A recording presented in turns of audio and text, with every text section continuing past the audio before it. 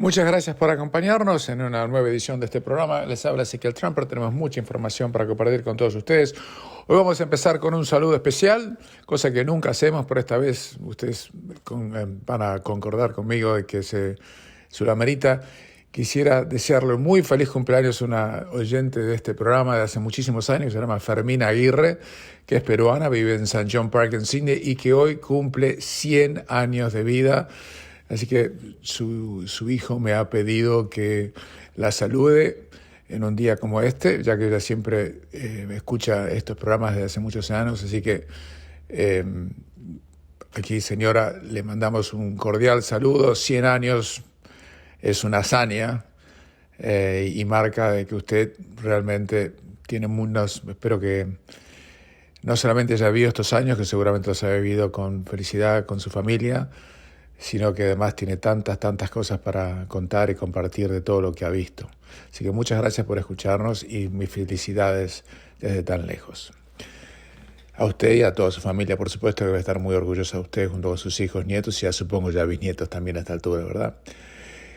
Ahora sí, entramos en la información y las inundaciones que muchos de ustedes están padeciendo en la zona de New South Wales es tremenda. Para poner esto en perspectiva, en los últimos 4 o 5 días, esto lo decía la BBC de Londres, llovió más en Sydney que lo que llueve en Londres durante todo un año. O sea, en 4 días,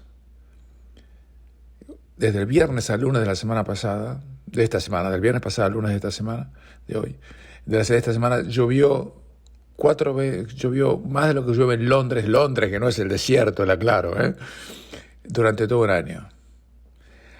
Así todo, lo que se dice es que esto no es por el tema del cambio climático, que las inundaciones que la lluvia no debería haber causado estas inundaciones. Pero lo que ha ocurrido, dicen los especialistas, es que cayó tanta lluvia durante tanto tiempo, no es de ahora, esto viene hace mucho, que el suelo, el terreno, no tiene la capacidad de absorber el agua y eso es lo que produce las inundaciones. Dice que por los últimos 2 años se ha experimentado esta lluvia constante y que es consistente con el fenómeno de la Niña. Antes era el Niño, ahora es la Niña. Y esa es la razón por la cual se está produciendo lo que está produciendo. No es el cambio climático, es un efecto diferente. Lo digo esto para que no se confundan. Por otro lado, el gobierno ha anunciado que va a darle a todas las personas que en las 23 local government areas y zonas más afectadas un pago de $1,000 de emergencia para cada persona adulta y de $400 por cada menor de edad. Dicen que es lo más rápido que pueden hacer para, obviamente, tratar de atenuar el efecto devastador que esto está teniendo muchísima gente. Albanese llegó que ha sido muy criticado porque dicen que desde que asumió el gobierno se pasó más tiempo fuera del país que adentro. Llegó desde Ucrania y después de dar una conferencia en Perth al día siguiente se sacudió el jet lag y estuvo en las zonas más afectadas de New South Wales junto con el Premier del Estado, Dominic Perrottet, para escuchar la frustración y el dolor de la gente. Por supuesto, Albanese no puede hacer nada, él personalmente, pero no quiere cometer el error que cometió Morrison durante los incendios forestales de 2019-2020, donde declaró correctamente desde el punto de vista fáctico, pero incorrectamente desde el punto de vista político. Dijo: muchachos, yo no soy el que tiene la manguera en la mano para apagar los incendios. Dijo: "And don't hold the hose", una frase que quedó inmortalizada en su epitafio político. Alvarez no quiso hacer lo mismo, pero reitero, todo esto es simbólico, nada más. Y ya lo habían hecho antes muchísimos otros primeros ministros. Gough Whitlam, cuando hubo el ciclón en Darwin allá por el 1975, Harry Holt en 1967 cuando hubo los incendios en Tasmania, y demás. Ni hablar de John Howard cuando fue la masacre en Port Arthur en 1996. Pero reitero, esa es la razón por las inundaciones que dan los expertos de verdad, ¿no? Así que no miremos más allá que eso. Por otro lado, y esto me da bastante fastidio, en Australia han empezado a agitar el bombo del COVID otra vez. Y la Chief Medical Officer de New South Wales, Kerry Shand, aparentemente, sin advertir las barbaridades que cometió en los últimos 2 años, donde prácticamente encerró a los australianos sin ninguna razón, porque no cambió nada. Ahora dice que los australianos la gente que viene sobre tiene que usar máscara en lugares internos. No es obligatorio, no volvimos a eso. Le está pidiendo a la gente que use máscara adentro. No sé si muchos de ustedes lo harán, yo no lo haría, la aclaro, pero ustedes tienen todo el derecho de hacerlo. El COVID se ha transformado en una pequeña gripe para los que están vacunados. A los que no están vacunados, solamente si se agarra COVID y les pasa algo, no esperen ninguna simpatía de mi parte porque no la van a encontrar. Son una manga de tarados, si quieren exponerse a una enfermedad que puede ser muy, muy seria y que es completamente atenuada con una mínima inyección que es gratis. Bueno, realmente no tendrán cemento en la cabeza, cosa de ustedes. Pero en este momento se le está pidiendo a la gente que se dé una 4ª dosis de la vacuna del COVID-19. El perimétrico es un tema urgente y ocurre en el mismo momento que Pfizer está sacando 2 nuevas vacunas que tienen como objetivo la variante del Omicron. Pero les soy muy sincero, de este lado del mundo, donde no ocurre el pánico, hay casos de COVID. Yo conozco gente que se enferma de COVID, no le pasa nada, están todos vacunados. Yo me di la 4ª dosis, en abril me di la 4ª dosis, yo personalmente, y recomiendo a todo el mundo que haga lo mismo. Ahora, a toda la gente de 50 para arriba, se le va a permitir dar la 4ª dosis. Hasta ahora Australia no permitía eso, lo que parece un disparate, pero que seguramente le faltaba vacuna. Y la realidad, la cantidad de gente que se está contagiando de COVID es alta, pero no tiene importancia. La cantidad de fallecimientos, por ejemplo, en New South Wales, en las últimas 24 horas fueron de 10 personas, la gran mayoría entre 80 y 90 años, que seguramente hubiera fallecido por otras razones igual. En Victoria hubo 23, hay realmente para quien se contagie, si está vacunado, es rarísimo que le pueda llegar a pasar algo grave, ni mucho menos ni que termine en el hospital, ni así. Yo tuve COVID, como tuvieron seguramente muchos de ustedes, y para mí fue la gripe más suave que tuve en toda mi vida. En serio, cuando me agarrar una gripe normal, aún con la vacuna de la gripe, que siempre me la doy, me afectaba más que lo que me afectó el COVID cuando lo tuve en enero. A mí y a toda mi familia. Pero no hay por qué alarmarse, pero claro. El tema es que en Australia parece que no se dieron cuenta que batir el parche del bombo de COVID es un suicidio político. Le han causado un daño tan impresionante al país, porque desde el punto de vista reputacional, lo explicamos en otros programas, la gente no está queriendo ir a Australia como inmigrante. Hay muchos puestos de trabajo que no pueden ser ocupados por la sencilla razón que la gente no quiere ir. O sea, se convirtió en algo impensable. Y además todavía hoy la gente me sigue preguntando de este lado del mundo qué están haciendo, si los han liberado ya los australianos. Le digo, sí, Australia hoy en día en realidad para entrar tiene menos restricciones que Estados Unidos. Para entrar a Estados Unidos uno necesita demostrar que está vacunado. En Australia ya ni necesita, a partir de este miércoles, o sea, del día de ayer, hacer eso. Así que todo eso ha pasado. En Nueva Zelanda, por otro lado, la incompetente de Jacinda Ardern, que en el cual yo no tengo ningún aprecio desde el punto de vista intelectual, una populista de cuarta, ahora está implorando a los australianos que vayan a Nueva Zelanda. Implorando de visita, porque están fundidos, no tienen turismo. No tienen turismo. Y se vino de visita a Australia esta semana para promover el turismo como uno de sus principales puntos en la agenda. Dijo que ahora su país ha relajado las reglas para los visitantes internacionales. Y yo les quiero recordar las barbaridades que hizo Ardern. Y que los kiwis, era un acto de incompetencia política, la religieron con mayoría propia.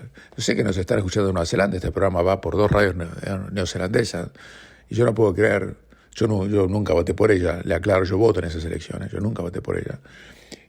Pero tengo que decir que me llama la atención que hayan reelecto con la mayoría propia, que nunca se había dado en la historia de Nueva Zelanda, desde que cambiaron el sistema electoral a partir de la elección de 1996. Y si no hay más gobiernos de mayoría, tienen el MMP, o Member Mixed Proportional, o Mixed Member Proportional Representation, que es un desastre, que es la misma sistema electoral que tienen en Israel, que nunca tienen estabilidad política para la quinta elección en 4 años, o en Alemania, donde terminan haciendo coaliciones. En serio se lo digo, eligieron eso, una locura. Yo vivía en Nueva Zelanda cuando se ocurrió y no lo presencié sin poder creer que iban a hacer semejante locura, y lo hicieron. Bob Hawke, que ya falleció, visitó Nueva Zelanda por esos días y dijo que lo que había hecho Nueva Zelanda en ese sistema electoral era un acto de insanía colectiva. Realmente nunca me voy a olvidar, porque me pareció una frase memorable del ex primer ministro australiano, o reitero, ya fallecido hace unos años. Pero igual cuando uno va a Nueva Zelanda, hoy tiene que hacerse un test. Hoy tiene que hacerse un test, 2 test de antígeno al llegar, por lo menos no lo ponen en cuarentena. Pero y ella, después de haber destruido la economía neozelandesa desde el punto de vista turístico y simplemente para aparecer bien en los medios internacionales, porque es lo único que logró, ahora le pide a la gente de rodillas que vaya cuando la gente no quiere ir. Le quiero aclarar que en febrero y marzo del 2021, Auckland entró en lockdown porque descubrieron 3 casos en la comunidad, 1, 2, 3.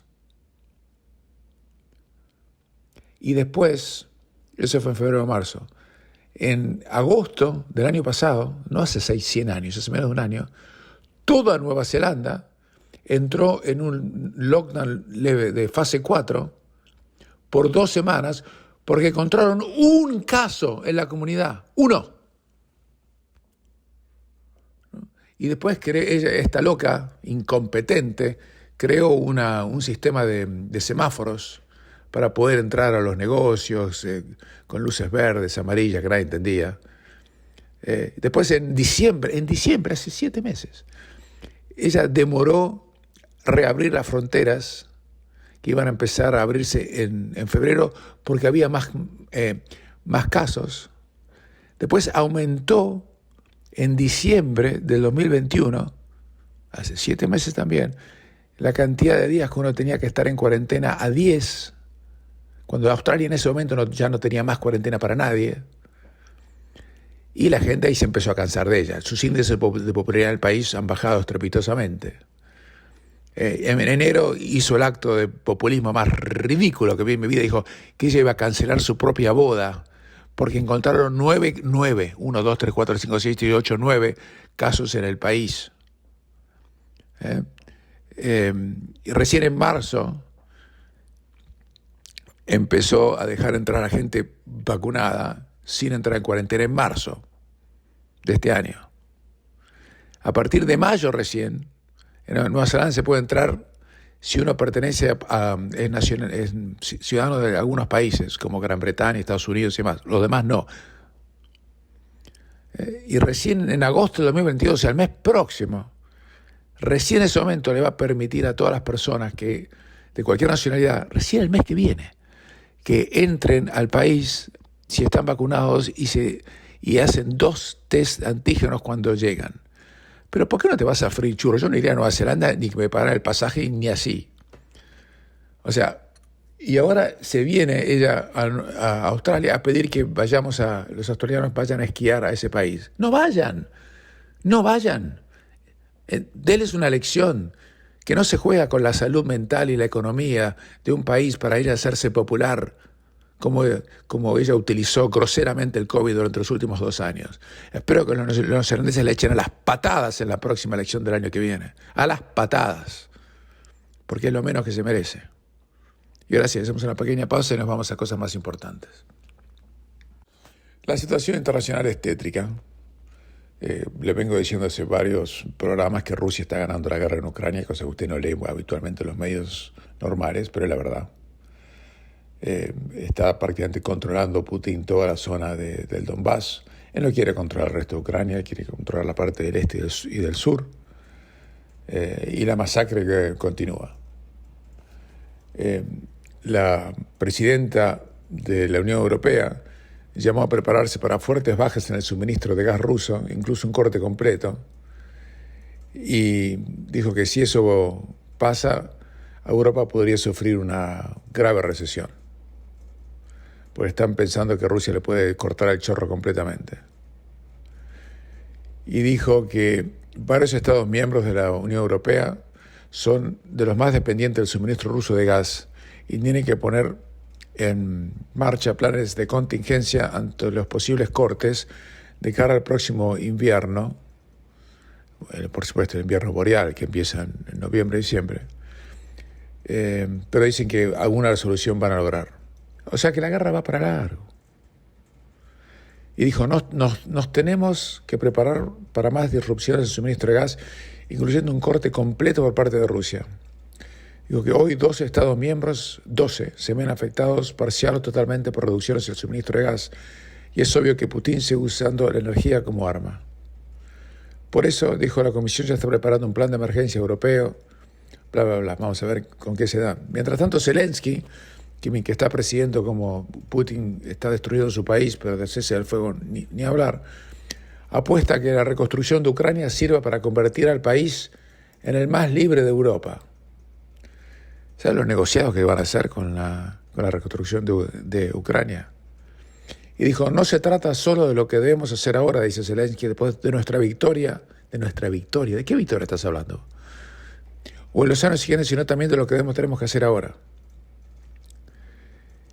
Y dijo que la reconstrucción de Ucrania tendría que hacer a Ucrania, reitero, el más libre, más moderno y más seguro de Europa.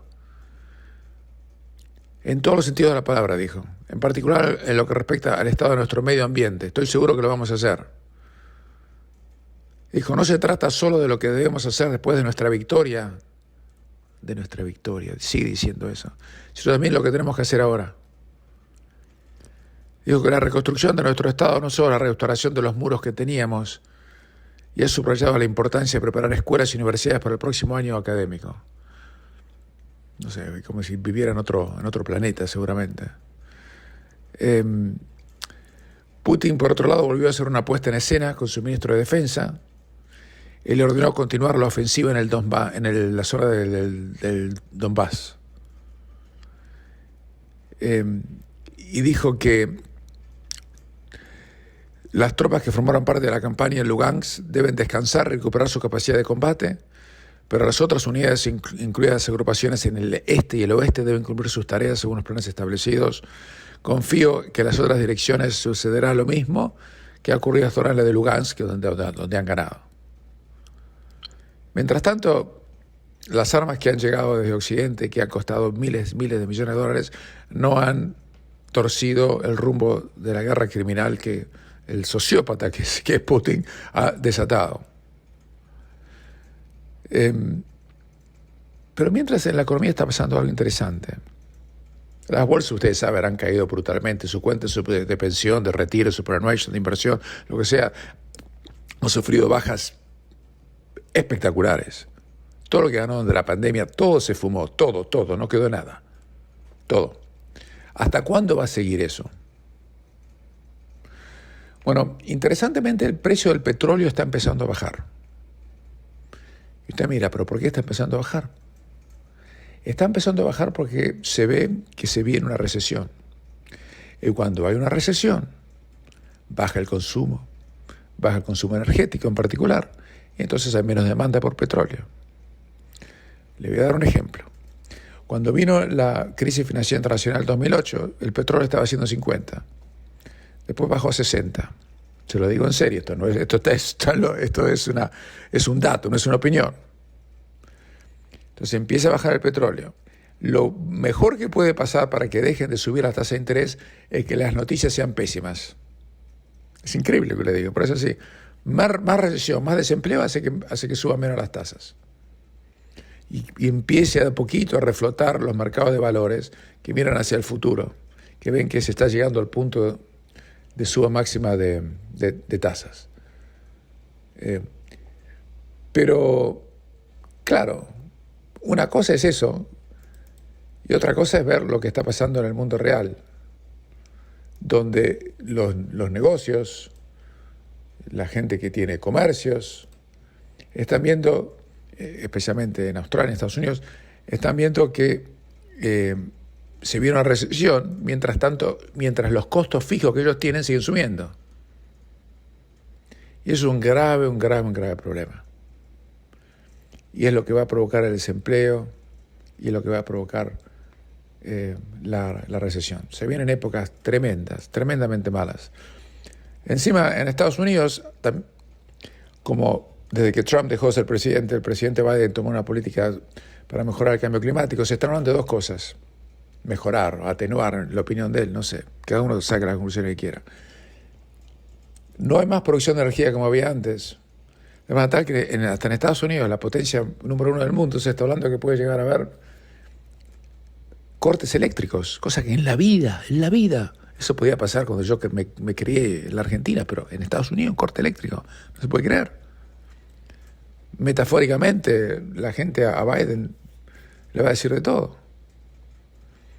Y por otro lado están acusando a las petroleras y a las gasolineras. Petroleras son las compañías que producen petróleo, las gasolineras son las que venden el petróleo en las esquinas de las estaciones de servicio, de estar cobrando más de lo que debían cobrar. Y escuché una entrevista con el secretario de Transporte Federal de Estados Unidos diciendo que la culpa era de las compañías petroleras. Yo pensé que estaban mirando un político de barricada de latinoamericano, no al secretario de Transporte de los Estados Unidos decir semejante cosa, pero lo dijo, lo escuché, yo mismo. Así que tenemos dos problemas muy serios. Un liderazgo que es menos competente de lo que uno pensaba que podía ser, y el costo de la emisión monetaria que ha hecho que la inflación esté en niveles estratosféricos. Y ya hasta los huevos se han subido el 30%, no lo doy todo lo que ha subido más porque ya, ¿para qué? La situación es problemática de verdad y hay que tener un poco de paciencia y espero que puedan sobrevivirla económicamente hablando. Hacemos una pequeña pausa y continuamos. Ya tenemos a 3 de los 8 equipos que van a participar en los cuartos de final de la Copa Libertadores de América. Todavía falta jugar 5 partidos más. El Atlético Minero le ganó 1-0 de local al Emelec. Habían empatado 1-1 en Ecuador. El partido estaba 0-0, estaba parejo, y cuando faltaban 11-12 minutos hubo una jugada completamente intrascendente dentro del área del equipo ecuatoriano y la pelota pegó sin ninguna intención en la mano de un defensor ecuatoriano y dieron penal a favor del Atlético Mineiro, un penal en mi opinión que jamás debió haberse otorgado. El defensor dejó la mano en un costado, estaba mirando con la cabeza por otro lado y de casualidad la pelota le pegó en la mano. Cobraron penal y con ese penal el Atlético Mineiro evitó los penales y ir a penales y ganó 1-0 con un penal convertido por Hulk, que había agarrado uno en el partido de ida. Muy injusto, pero es así. El equipo Atlético Mineiro está dirigido por el argentino el Turco Mohamed. Libertad de Paraguay se quedó afuera contra el Atlético Paranaense. Ahora empataron 1-1, había ganado el Atlético Paranaense de local, 2-1 de local, ahora empataron 1-1 en Paraguay, con eso le alcanzó.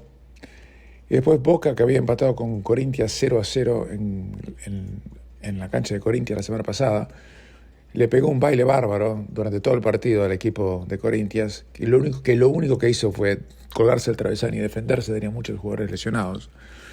Esa es la excusa. En el primer tiempo le cometieron un penal a un jugador de Boca, a Paul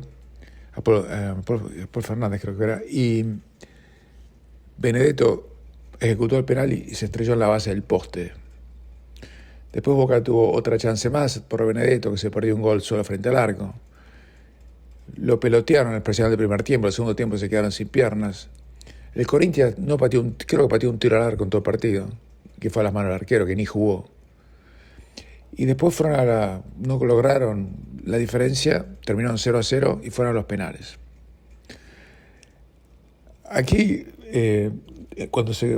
los dos equipos convirtieron los 2 primeros penales, y en la tercera tanda los 2 cerraron.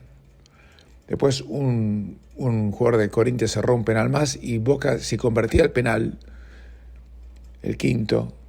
Con eso directamente entraba a los cuartos de final. Benedetto justamente le dieron la responsabilidad e hizo algo que es muy difícil de hacer. No sé si usted conoce la cancha de Boca, aunque sea por televisión, pero si uno va a patear un penal, uno lo puede errar, se lo pueden atajar, pero lo que es muy difícil de lograr es patear la pelota y que la pelota no solo termine en la tribuna, sino en la segunda bandeja de arriba de la tribuna. Usted conoce la cancha de Boca, la habrá visto por televisión. Hay 3 bandejas, abajo, la bandeja del medio, donde está la 12, pues se jugó, era contra ese arco, ahí terminó la pelota. Es casi imposible, yo creo que ni Maradona o Messi pueden tratar de apuntarle a un hincha que está sentado o parado en la segunda bandeja para que embolse la pelota, que fue lo que efectivamente ocurrió.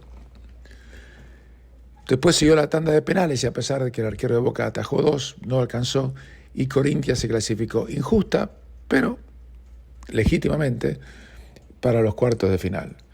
Mire lo que le acabo de decir. De los 3 equipos que se clasificaron para cuartos de final, los 3 son brasileros. Los 3 son brasileros. En un rato se va a jugar Palmeiras, Cerro Porteño, se va a clasificar Palmeiras, ganó 3-0 de visitante, imagínese. Después va a haber 2 equipos argentinos, porque está River, Vélez y Colón Talleres que juegan entre sí. Flamengo seguramente se va a clasificar frente al Deportes Tolima, de Colombia, y con eso haría que 5 equipos brasileños de los 8 estén adentro, casi con seguridad. Y queda todavía saber qué va a pasar entre un par de días entre el Fortaleza de Ceará, Brasil, contra el Estudiantes de La Plata de Argentina.